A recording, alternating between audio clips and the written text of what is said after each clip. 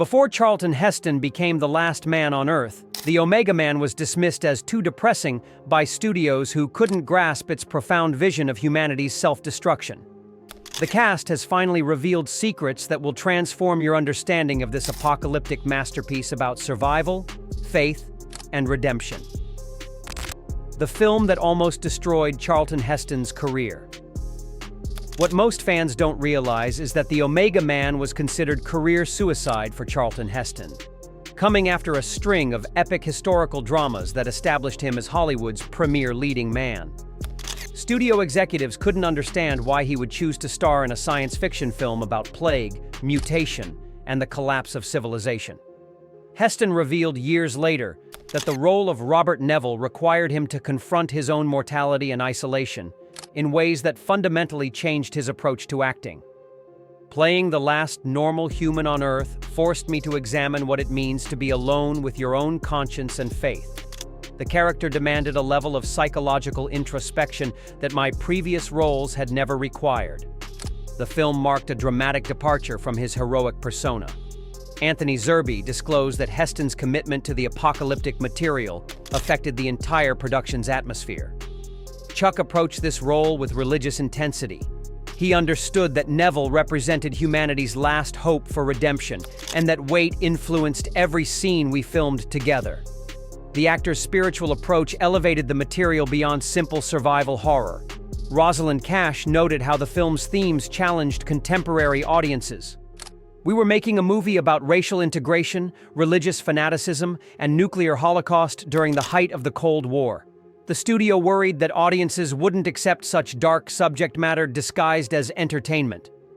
The film's serious themes pushed boundaries of acceptable mainstream content.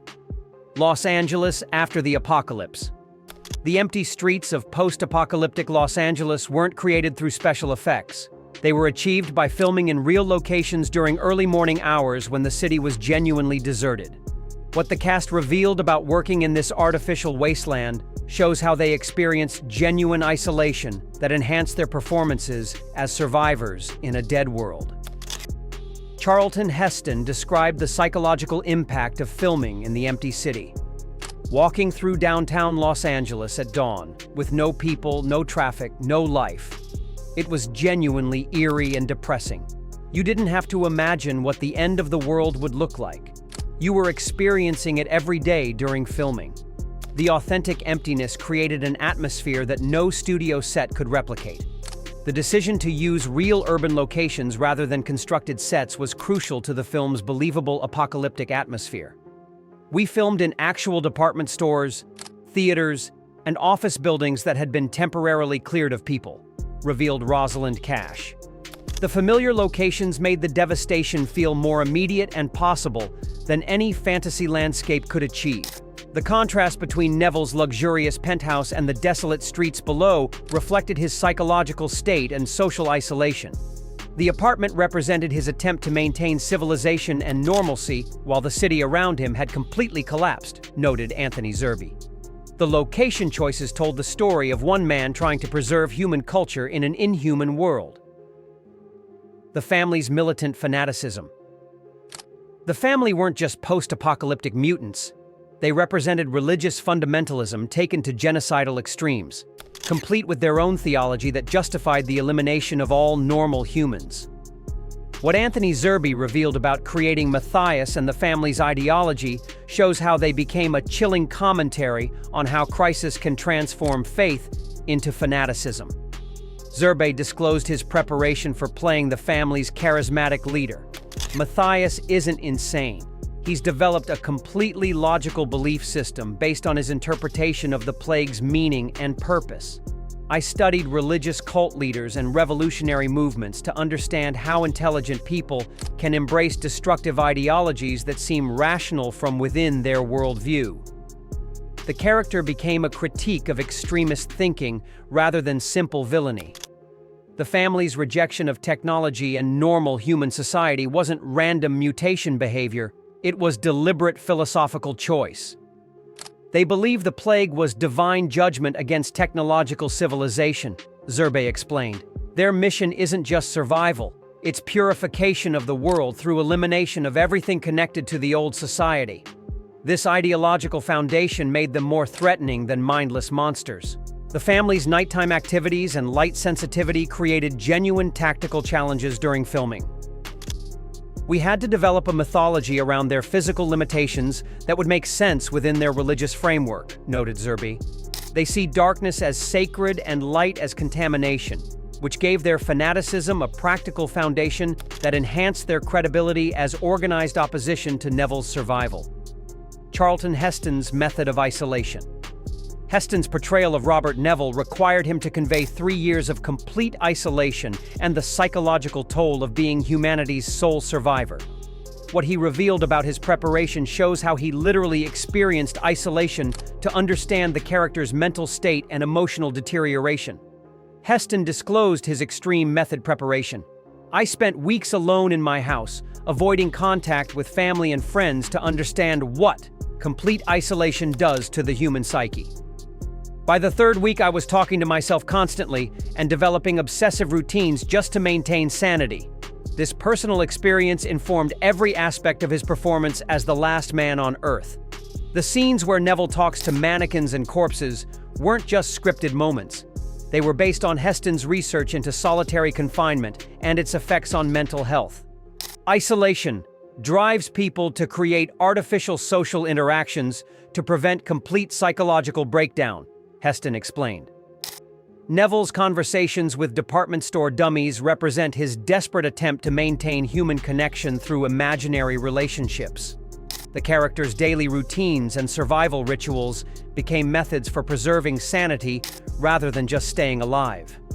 Every mundane activity, shaving, exercising, maintaining his equipment, serves the dual purpose of physical survival and mental stability, noted Heston. Routine becomes sacred when you're the only person left to maintain human civilization. The interracial romance that broke barriers. The relationship between Neville and Lisa, Rosalind Cash, represented one of Hollywood's first serious interracial romance portrayals.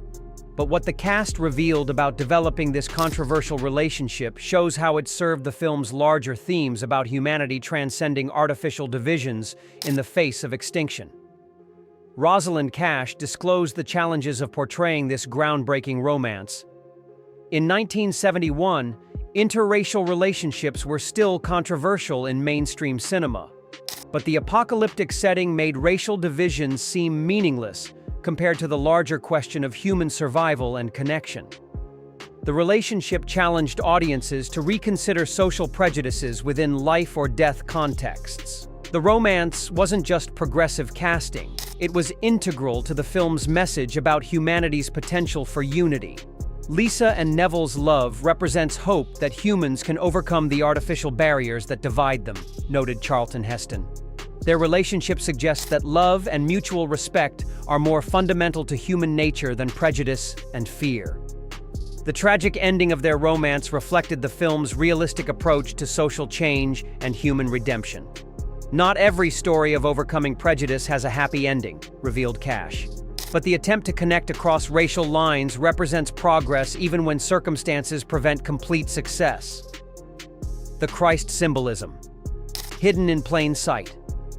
Robert Neville's role as humanity's potential savior contained extensive Christian symbolism that elevated the film from simple survival story to spiritual allegory about sacrifice, redemption, and resurrection.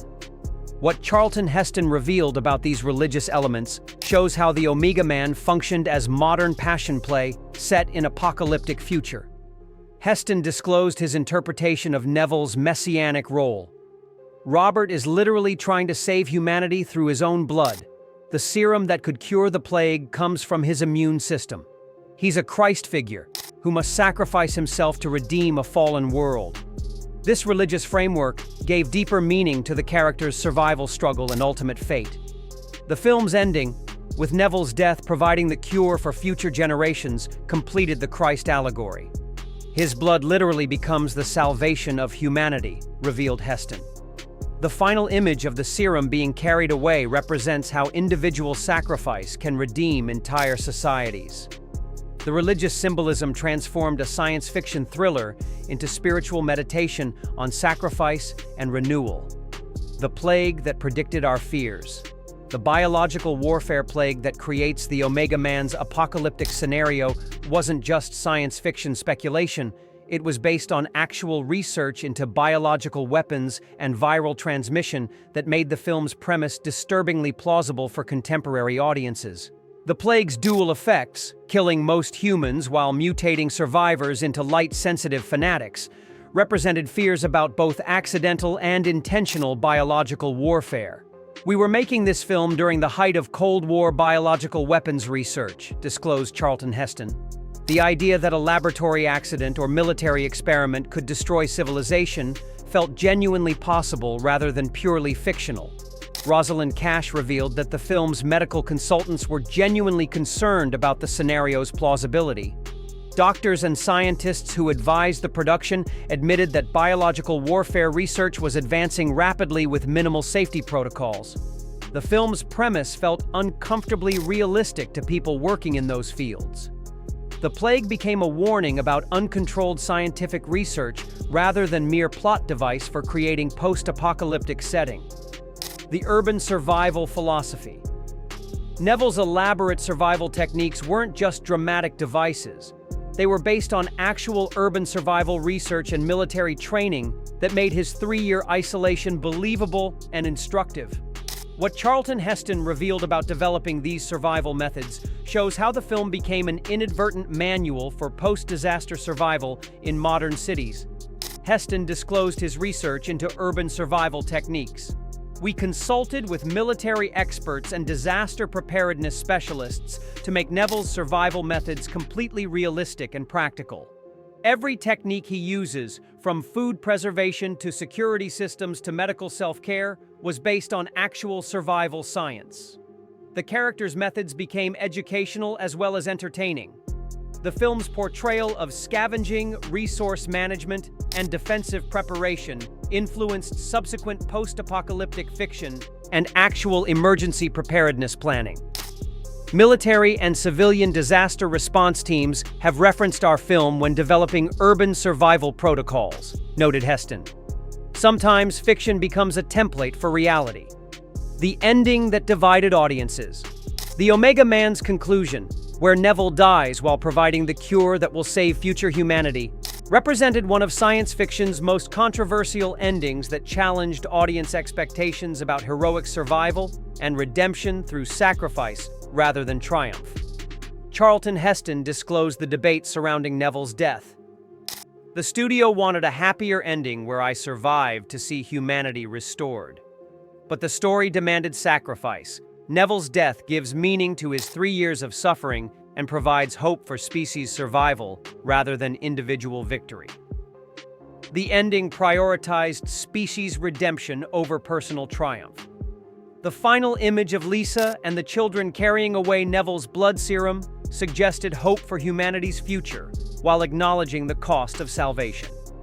"The cure represents how individual sacrifice can benefit future generations," revealed Rosalind Cash. "Neville's death isn't tragedy. It's completion of his mission to preserve and redeem human civilization." Watch the film again with appreciation for its groundbreaking portrayal of interracial romance, its influence on post-apocalyptic cinema, and its prescient warnings about biological warfare and religious extremism. Notice how every element serves the larger meditation on what it means to preserve humanity when civilization itself has failed. Don't forget to subscribe to our channel for more deep dives into cinema's most thought-provoking science fiction achievements. Hit that notification bell so you never miss our latest uploads, and let us know in the comments whether you think humanity could survive the challenges that destroyed Neville's world.